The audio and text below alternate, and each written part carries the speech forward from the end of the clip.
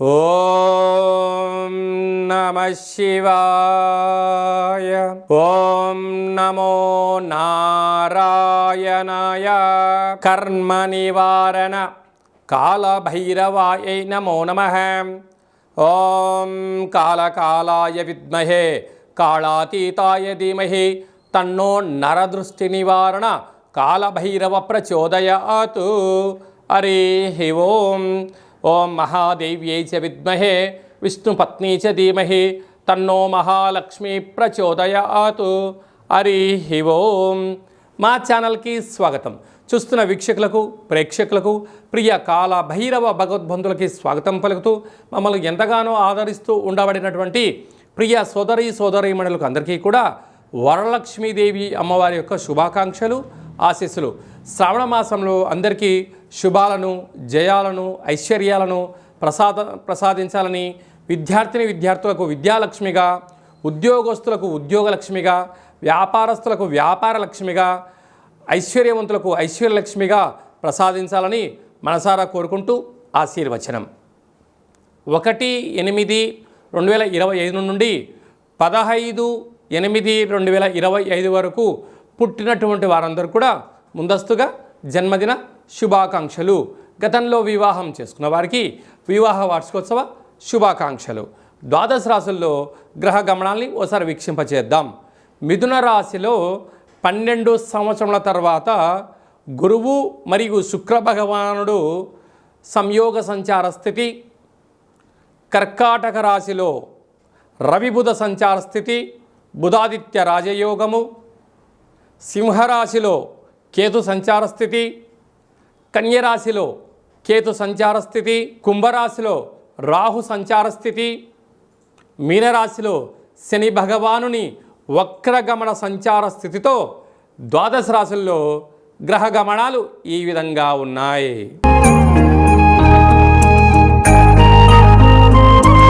వృశ్చిక రాశి వారు శ్రావణమాస సందర్భంగా లక్ష్మీదేవి అమ్మవారిని ఎలాంటి వర్ణ వస్త్రాలతో, ఎలాంటి పుష్పాలతో పూజ చేయడం వల్ల ఐశ్వర్యం కలిగి గ్రహదోషం తొలగుతుందో ఈ వీడియోలో తెలుసుకుందాం. వృశ్చిక రాశిలో ఏ నక్షత్రాలు వస్తాయిగా? విశాఖ నక్షత్రంలో చివరి పాదము 4వ పాదము, అనురాధ నక్షత్రంలోని 4 పాదాలు, జ్యేష్ఠ నక్షత్రంలో 4 పాదాలు కలిపితే వృశ్చిక రాశి. రాశాధిపతి కుజ భగవానుడు. వీరికి అర్ధాష్టమ రాహు అవ్వడం వలన అనేక మంది శత్రువులు పొంచి ఉన్నారు. అనారోగ్య సమస్యలు, శత్రు సమస్యలు ఉన్నాయి. అసలు ఇది వర్షాకాలం అవ్వడం వలన గోరువెచ్చని ఆహారం తినడం, వేలకు తగు ఔషధ సేవనం అవసరం. లేకపోతే నరాల బలహీనత, బ్రెయిన్ స్ట్రోక్స్, వెన్నెముక సమస్యలు, అరికాలలో చేతులలో స్కిన్ ఎలర్జీ లాంటి వ్యాధులు వచ్చే పరిస్థితి చాలా అధికంగా ఉంటుంది. తస్మాత్ జాగ్రత్త. సంతాన స్థానంలో శని భగవాను ఉండడం వల్ల తల్లిదండ్రులతో పిల్లలు, పిల్లలతో తల్లిదండ్రులు మమేకమై ఉన్నతమైనటువంటి ఆలోచనతో ఉండగలిగితే గృహమే కదా స్వర్గసీమ అనే పరిస్థితి ఉంటుంది. లేకపోతే ఎవరికి వారే యమునా తీరయ్యే పరిస్థితి చాలా అధికంగా ఉంటుంది. అష్టమంలో 12 సంవత్సరాల తర్వాత శుక్ర భగవానుడు దేవగురు బృహస్పతితో సంచారం చేయడం వలన రుణ సమస్య, రోగ సమస్య, అగ్ని సమస్య, వాహన ప్రమాదాలతో భయంతో జీవనాన్ని పొందే పరిస్థితి ఉంటుంది. బ్యాంకు లావాదేవీలు, ఓటీపీలు, అలాగనే ధనపరమైన చిక్కులు పొంచి ఉన్నాయి. తస్మాత్ జాగ్రత్త. భాగ్యస్థానంలో బుధాదిత్య రాజయోగం ఉండడం వలన భార్యకు కానీ భర్తకు కానీ ప్రభుత్వ ఉద్యోగం రావడం, సివిల్స్ రాసిన వారికి కానీ ప్రభుత్వ ఉద్యోగ ప్రయత్నం చేసేవారికి ఇద్దరి కోఆర్డినేషన్ వలన మంచి ప్రమోషన్స్ వచ్చే అవకాశాలు ఉన్నాయి. మీరు అనుకున్న ప్రాంతానికి ట్రాన్స్ఫర్ అయ్యే పరిస్థితి కూడా చాలా అధికంగా ఉంది. రాజ్యస్థానంలో కేతు సంచార స్థితి ఉండడం వలన మీ యొక్క తెలివితేటలు, పెట్టుబడులు ధర్మ మార్గంగా ఉండబడిన వారికి ప్రమోషన్స్ వచ్చే పరిస్థితి ఉంటుంది. ఏకాదశంలో కుజుడు. పెట్టుబడులు ఆకర్షణ, ఆహార వ్యవహారాల్లో నిబద్ధత, స్థిరాస్తులు, చిరాస్తులు మీ సొంతం కాబోతున్నాయి. ఇలాంటి కాల సమయంలో లక్ష్మీదేవి అమ్మవారిని విశేషంగా ఎరుపు రంగు కానీ రోజ్ రంగు వస్త్రాలతో రంగులతో పూచేయడము, గులాబీ రంగులతో ఆ పుష్పాలతో పూచేయడము, కేసరితో కూడుకున్నటువంటి నైవేద్యాన్ని అమ్మవారికి నైవేద్యంగా పెట్టడం, అందరి చేత కుంకుమార్చన చేయించి ఆ కుంకుమను నుదుట పెట్టించుకోవడం, అలాగా కాషాయం రంగు కలిగినటువంటి కంకణాన్ని మీరు కట్టుకోవడం వలన అర్ధాష్టమ రాహు అష్టమంలో ఉండబడిన గురువు దోషం తొలగి ఐశ్వర్యం ఆనందం అంతనూ కూడా వృశ్చిక రాశి వారి సొంతమవుతుంది. స్వయం వృత్తులు, సేవా రంగాలు, వ్యాపారాలు, మార్కెటింగ్ రంగంలో ఉండబడేవారు, రియల్ ఎస్టేట్ రంగంలో ఉండబడే వారందరికీ ఓపిక, పట్టుదల, సహనం అవసరం అని చెప్పి గుర్తు పెట్టుకోగలగాలి. మనకు శ్రావణ మాసంలో ముఖ్యమైనటువంటి పండగల గురించి క్లుప్తంగా, సవివరంగా, సంపూర్ణంగా తెలుసుకుందాం. 1వ తారీఖు 8వ నెల 2025 శ్రావణమాస శుద్ధ అష్టమి శుక్రవారము సందర్భంగా ఆ రోజు స్వాతి నక్షత్రం అయింది కనుక స్వాతి నక్షత్రంలోనే సాక్షాత్గా మహాలక్ష్మీదేవి అమ్మవారు జన్మించడం జరిగింది కనుక కళౌ వెంకటనాయక అనగా వెంకటేశ్వర స్వామి వారిని స్మరించడం, ధ్యానించడం. మనము పసుపు రంగు వస్త్రంలో 27 నాణెములను ఉంచి, కొబ్బరికాయను ఉంచి, నవధాన్యాలను ఉంచి ముడుపు కట్టడం వలన వచ్చే సంవత్సరం లోపల లక్ష్మీదేవి మన ఇంట స్థిర నివాసంగా ఉంటుందని చెప్పి గమనించాలి. 8వ తారీఖు 8వ నెల చాలా అరుదైనటువంటి కాంబినేషన్. 1 1 7 7 అంటే 7 కొండలు 7వ తారీఖు ఎలా చెప్పుకుంటామో 8వ నెల 7వ తారీఖు 2025 శ్రావణమాస 2వ శుక్రవారము మనం వరలక్ష్మి వ్రతం అని ఉంటాం. భూమండలం అంతనూ కూడా పెద్ద పండగ. మనం ఏ రోజు అమ్మవారిని స్మరించినా, ధ్యానించకపోయినా ఆ వరలక్ష్మి వ్రతం రోజున గృహంని శుద్ధి పెట్టుకొని ఇంటి సింహద్వారానికి మామిడాకులను ఏర్పాటు చేసుకొని లక్ష్మీదేవి అమ్మవారిని ఇంటికి ముగ్గుతో స్వాగతం పలికి యథాశక్తిగా లక్ష్మీదేవి అమ్మవారిని పారిజాత పుష్పాల చేత కానీ, మల్లె పుష్పాలతో కానీ, విరజాజులతో కానీ, చామంతులతో కానీ, ఇంకొంచెం శక్తి కలిగినటువంటి భక్తులు వెండి పుష్పాలతో కానీ, ఇంకొంచెం శక్తి కలిగిన భక్తులు బంగారు పుష్పాలతో అర్చన చేయడం వలన లక్ష్మీదేవి అమ్మవారి యొక్క కృప కటాక్ష వీక్షణ వారికి కలుగుతుంది. ఇక్కడ వస్తువు ప్రధానం కాదు, భక్తి ప్రధానము కనుక అమ్మవారిని మనస, వాచ, కర్మణ ఎవరైతే పూజిస్తారో వారికి అద్భుతమైన లక్ష్మీదేవి అమ్మవారి యొక్క ఐశ్వర్యం కలుగుతుంది. అలాగనే గృహంలో అందరూ నిత్య సౌభాగ్యం, నిత్యము ఐశ్వర్యం ఉండడం కోసము మనం ఆ రోజు ఏం చేస్తామంటే వరలక్ష్మి వ్రతాన్ని ఏర్పాటు చేసుకొని శనగలను నానబోసుకొని పాయసాన్న భక్ష్య భోజనాలు ఏర్పాటు చేసుకొని బంధువులకు, మిత్రులకు, స్నేహితులకు, సన్నిహితులకు ఆ రోజు మనం పేరంటానికి పిలిచి వారికి లక్ష్మీదేవి అమ్మవారి యొక్క పేరు చెప్పి వాయన తాంబూలాన్ని ఇస్తూ ఉంటాం. అనగా శ్రావణ మాసంలో మన ఇంటికి వచ్చిన ప్రతి ఒక్క పురుషుడు నారాయణ స్వరూపమని, స్త్రీమాతలు ఆడవారందరూ కూడా లక్ష్మీమాత స్వరూపమని భావించాలి. వచ్చిన వారిని సగౌరవంగా ఇంటికి ఆహ్వానం చేసి వాళ్ళు కాళ్ళు కడుక్కోమని చెప్పి వారి యొక్క కాళ్ళకు పసుపును పూసి వారికి కంఠం దగ్గర గంధపు చుక్కను పెట్టి చేతికి కంకణాన్ని కట్టి వారి చేత మనస్ఫూర్తిగా అమ్మవారికి ఒక మంగళహారతి ఇప్పించి యథాశక్తిగా మనకి ఏది శక్తి కలిగితే భగవంతుడికి ఫలం, పత్రం, పుష్పం, తోయమన్నట్లుగా యథాశక్తిగా వారికి మనము వాయన తాంబూలాన్ని ఇవ్వగలిగినట్లయితే వారు మనస్ఫూర్తిగా తీసుకొని దీర్ఘాయుష్మాన్ భవ, దీర్ఘసుమంగళీ భవ, శీఘ్రమేవ పుత్రికా ప్రాప్తిరస్తు, అఖండ రాజయోగ ప్రాప్తిరస్తు అని చెప్పి పెద్దవారు ఏది ఆశీర్వదిస్తే ఆ ఇంటి యొక్క గృహిణికి, యజమానికి విజయం కలుగుతుంది. ఇక్కడ మనకు విశేషం ఏమిటయ్యా అంటే లక్ష్మీదేవి అమ్మవారి దగ్గరికి ఒక రాజు వెళ్ళి పూజ చేశాడు అనుకోండి, రాజేంద్ర నరేంద్రుడిలాగా ఆశీర్వచనం ఇస్తుంది. అంటే వచ్చినవాడెవరు? రాజు. పరిపాలన చేసే యోగ్యత, శక్తి కోసము రాజరాజేశ్వరి స్వరూపంగా ఆశీర్వచనం ఇస్తుంది. ఒక చిన్నపిల్లలు వెళ్ళి దండం పెట్టుకున్నారు, విద్యాలక్ష్మిగా ఆశీర్వచనం ఇస్తుంది. వ్యాపారస్తుడు వెళ్ళాడు, ఆకర్షణ లక్ష్మీ గణపతిగా ఆశీర్వచనం ఇస్తుంది. అంటే వెళ్ళిన వ్యక్తి యొక్క స్థితిని బట్టి ఆ అమ్మ మనల్ని కాపాడుతుంది.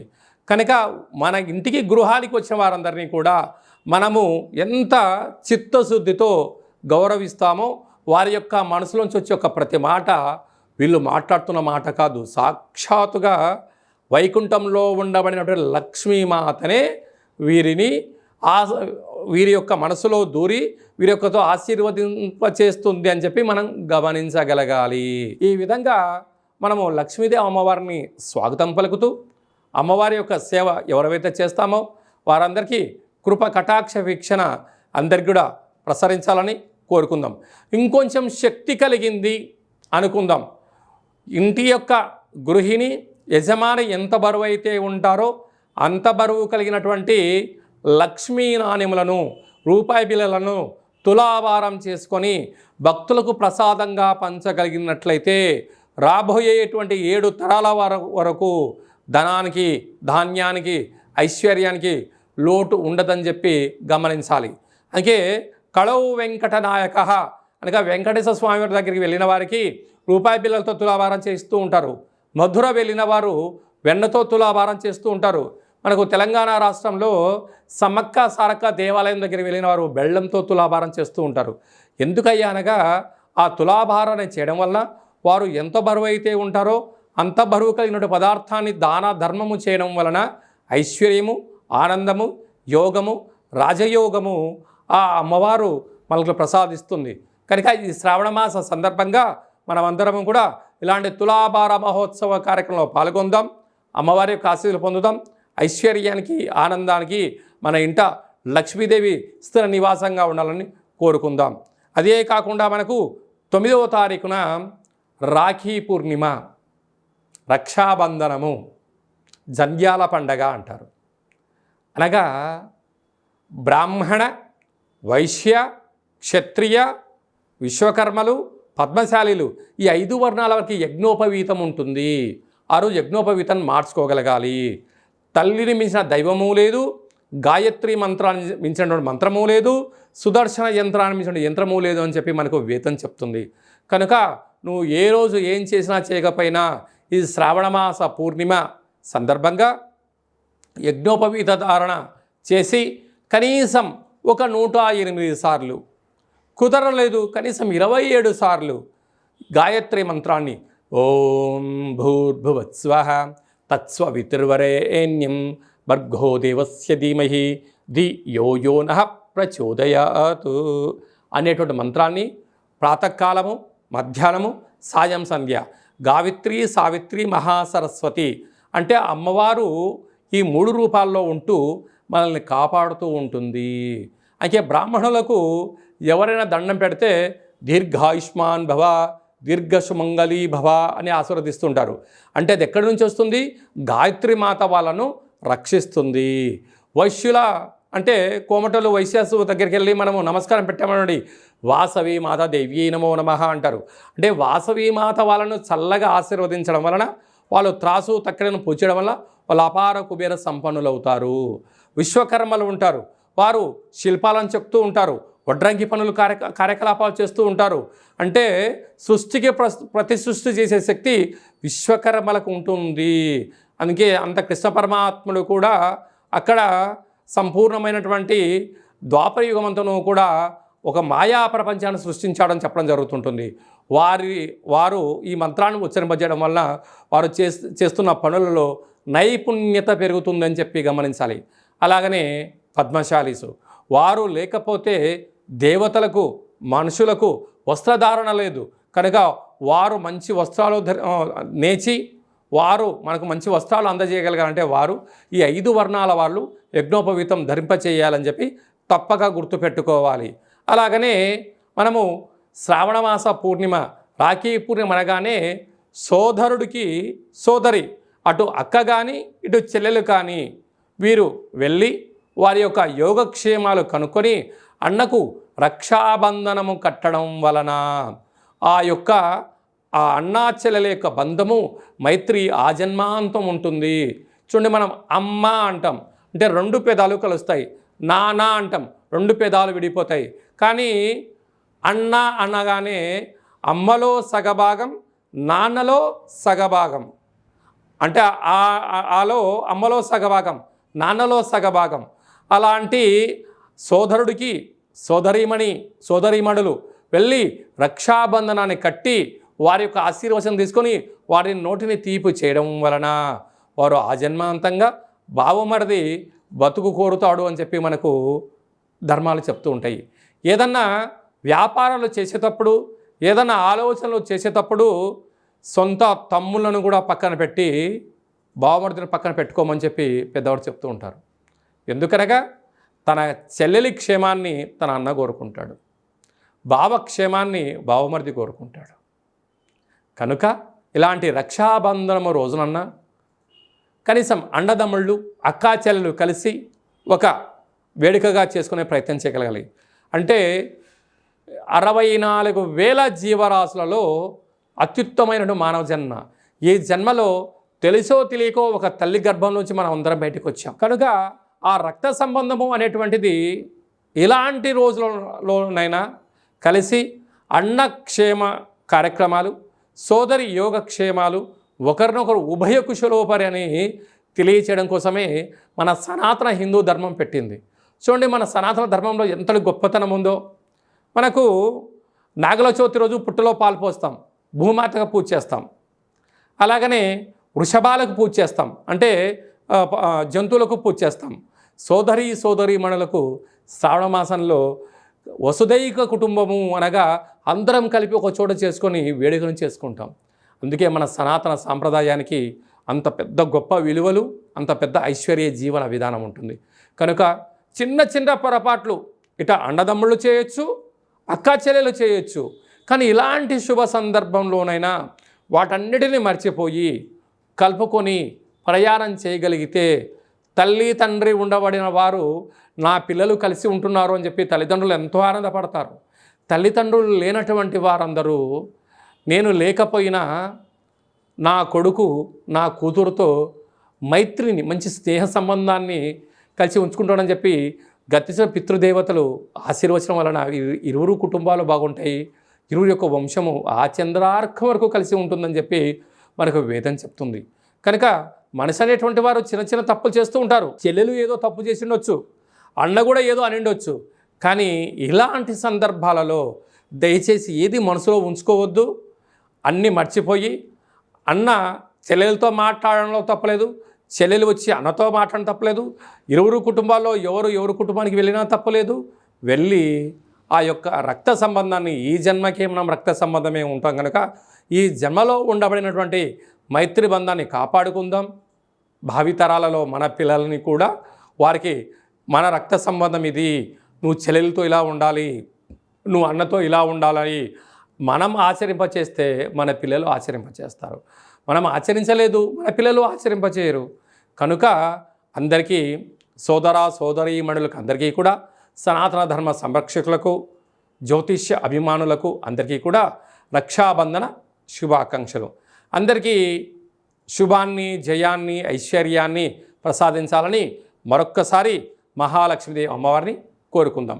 ఇంకనూ మనము శ్రావణ మాసంలో విజయాన్ని సాధించగలగాలి అన్నట్లయితే మనకు శ్రావణ మాసంలో శుక్రవారం రోజున ఉతికిన వస్త్రాలు ధరింపజేయడం, ఇంట్లో మనము లక్ష్మీదేవి అమ్మవారికి పూజ చేయడం, సంపూర్ణమైన ఐశ్వర్య జీవనాన్ని పొందడం, మనకు ఏది కలిగితే అది శక్త్యానుసారంగా వాయనాన్ని తాంబూలం ఇవ్వడం, స్త్రీమాతకు ఒక మంచి విస్తర వేసి భోజనాన్ని ఏర్పాటు చేయడం, పసిపిల్లలకు చిన్న చాక్లెట్ల లాంటివి ఏర్పాటు చేయగలిగినట్లయితే జాతకంలో ఉండబడినటువంటి గ్రహదోషం తొలగి ఐశ్వర్యం కలుగుతుందని చెప్పి కూడా మీరు గమనించగలగాలి. ఇంకనూ మనం విజయం సాధించగలగాలి అన్నట్లయితే ఈ యొక్క పాత్ర కంచు పాత్ర, కంచు మోగినట్టు కనకంబు మోగదు గదరా సుమతి అని చెప్పి మనకు సుమతి శతకంలో చెప్పడం జరిగింది. ఇందులో 12 రాసులు అచ్చు వేయడం జరుగుతుంది. ఈ పాత్రను ఇలా ఎడమ చేతులతో పట్టుకొని ఇలా ఒక్కసారి శబ్దం చేస్తే ఈరోజు ఓంకార శబ్దం రావడం ప్రారంభిస్తుంది.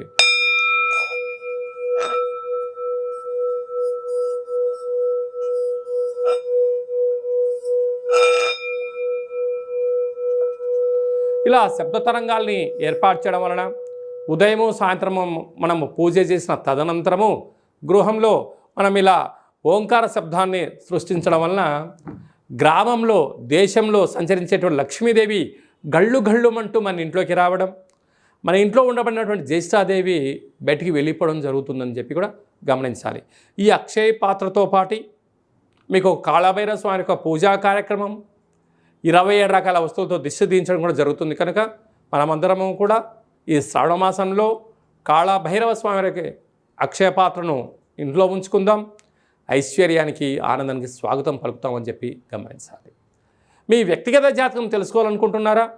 మీ పేరు, పుట్టినటువంటి తేదీ, నెల, సంవత్సరం, పుట్టిన సమయం రాసి మీరు వాట్సాప్లో పంపించగలిగినట్లయితే 100 సంవత్సరముల జాతకాన్ని సంపూర్ణంగా సవివరంగా వ్రాసి మీకు పంపించి మీరు పుట్టినప్పుడు గ్రహ గమనాలు ఎలా ఉన్నాయి, ప్రస్తుతం ఎలా ఉంటున్నాయి, రాబోయే కాలంలో ఎలా ఉండబోతున్నాయో వివరిస్తూ మీరు విజయం సాధించేంత వరకు మన యొక్క కాళభైరవ ఆశ్రమం దగ్గర నుంచి అన్ని విధాలా మీకు తోడు నీడగా ఉంటామని చెప్పి గమనించగలగాలి. అదే కాకుండా కూడా చాలామందికి పుట్టినటువంటి కాల సమయంలో డేటా బర్తులు లేనటువంటి వారికి మీ పేరు యొక్క మొదటి అక్షరాన్ని అనుసరిస్తూ, రాశిని అనుసరిస్తూ, గవళ ద్వారా అనగా రమణ శాస్త్రం ద్వారా భూత భవిష్యత్ వర్తమానాన్ని తెలియజేయడం జరుగుతుంది. కనుక జాతకాన్ని తెలుసుకుందాం, జీవితంలో ఉండబడిన అడ్డంకులను తొలగించుకుందాం, ఐశ్వర్యాన్ని ఆనందాన్ని పొందుదామని చెప్పి గమనించాలి. కనుక ఆసక్తి గలవారు అపాయింట్మెంట్ తీసుకొని సంప్రదించగలరు. అందరికీ ఈ శ్రావణ మాసంలో శుభం, జయం, లాభం జరగాలని కోరుకుంటూ ఆశీర్వచనం.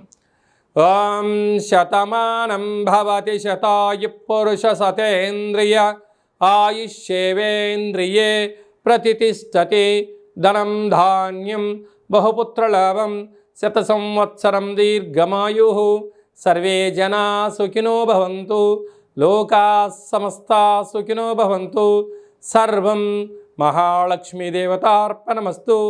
హరి ఓం. ఈ వీడియో మీకు నచ్చినట్టయితే లైక్ చేయండి, షేర్ చేయండి.